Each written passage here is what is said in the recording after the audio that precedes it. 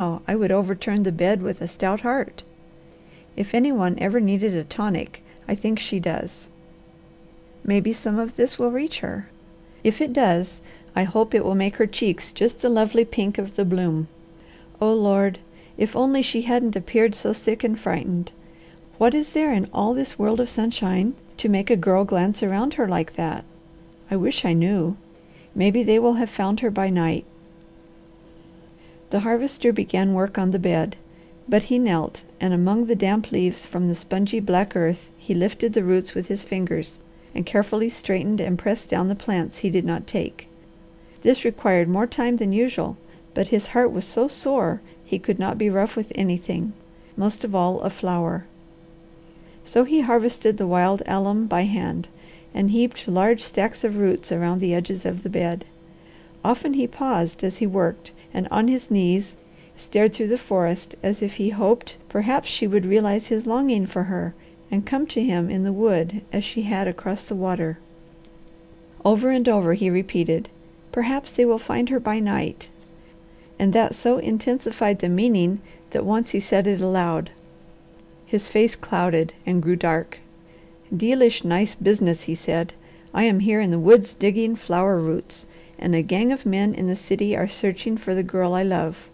If ever a job seemed peculiarly a man's own, it appears this would be. What business has any other man spying after my woman? Why am I not down there doing my own work as I always have done it? Who's more likely to find her than I am?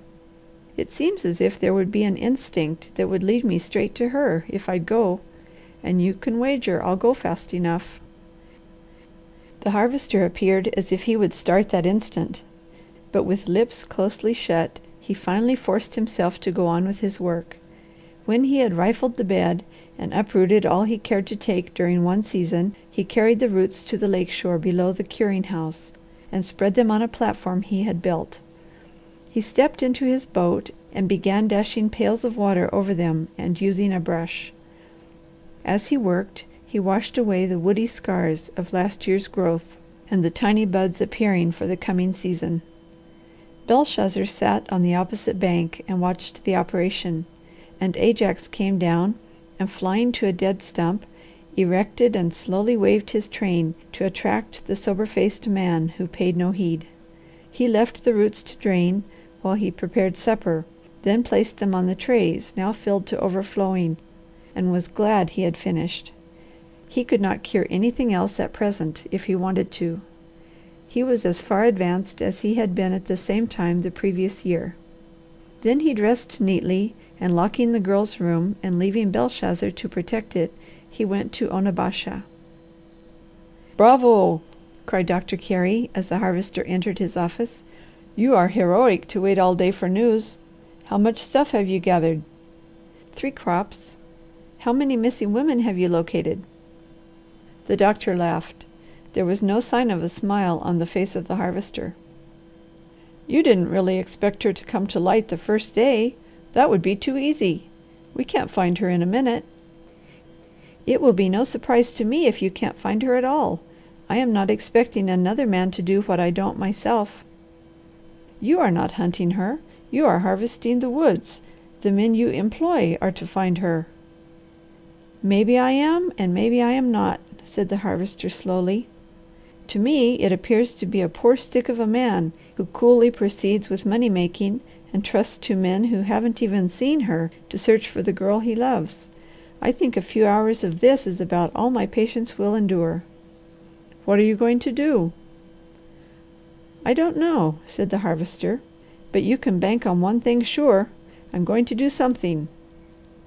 I've had my fill of this. Thank you for all you've done and all you are going to do. My head is not clear enough yet to decide anything with any sense, but maybe I'll hit on something soon. I'm for the streets for a while." "Better go home and go to bed. You seem very tired." "I am," said the Harvester. "The only way to endure this is to work myself down. I'm all right, and I'll be careful, but I rather think I'll find her myself." "Better go on with your work as we planned." "I'll think about it," said the Harvester as he went out. Until he was too tired to walk farther, he slowly paced the streets of the city, and then followed the home road through the valley and up the hill to Medicine Woods. When he came to Singing Water, Belshazzar heard his steps on the bridge and came bounding to meet him. The Harvester stretched himself on a seat and turned his face to the sky.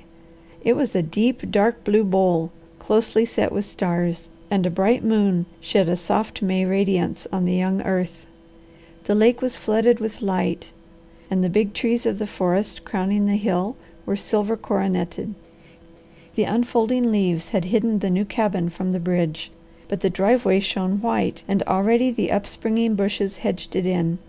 Insects were humming lazily in the perfumed night air, and across the lake a courting whippoorwill was explaining to his sweetheart just how much and why he loved her.